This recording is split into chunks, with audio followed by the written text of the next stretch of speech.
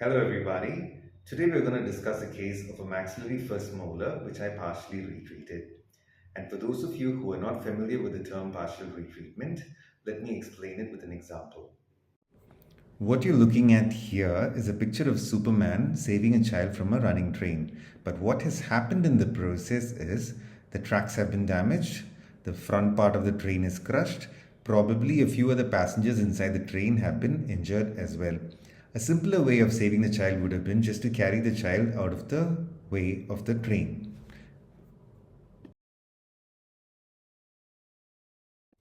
So now let's analyze this preoperative radiograph. What you can see here is a palatal canal that is not so adequately filled, a little periapical radiolucency in relation to it as well, a fairly well filled distobuccal canal, and a mesiobuccal that is about 3/4 filled. So what is going to be the plan for this case? The plan when it comes to partial retreatment is largely going to be based on what the patient's complaint is. So here in this case, the patient's chief complaint is sensitivity. So whenever a patient complains of sensitivity on a root canal treated teeth, the first thing I would do is look at the adjacent teeth for proximal lesions and cervical abrasions which probably have been accidentally mistaken for the sensitivity in the root canal treated teeth. So after these two parameters have been eliminated, the source of the sensitivity can be narrowed down to pulp tissue remnants on the root canal treated teeth. And especially when it's a maxillary first molar, you can almost always be entirely sure the source is from a missed MB2 canal.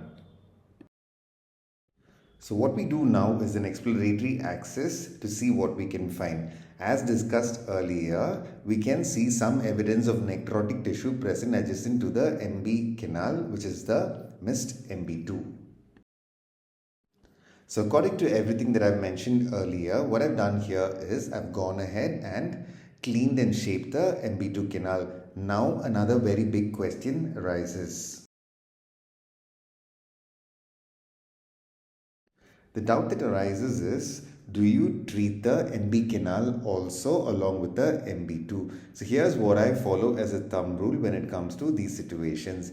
If the mesiobuccal and the mesiobuccal second canal are independent, I am not very particular that I treat the MB also.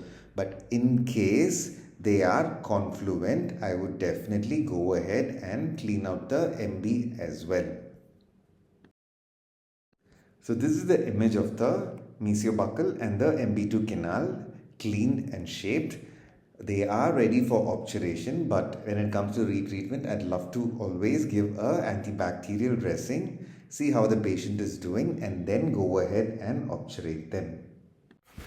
So that's the finished post-operative radiograph with the MB and the MB2 canal well obturated. A few of us might still have the doubt as to what happens if the patient develops a problem in the palatal or the distobuccal canal. The answer to this is again very simple. When you are proficient in using a microscope for your retreatment, it is very easy to go through a prosthesis and exclusively treat the problem area alone. Let me show this again with an example of another maxillary first molar which I retreated. So this again here is a maxillary first molar and the patient was referred to us with pain. So we decided to take a CBCT. The CT report showed that the patient had a lesion in relation to all the root canals. Interestingly, the mesiobuccal and the distobuccal canals were fused.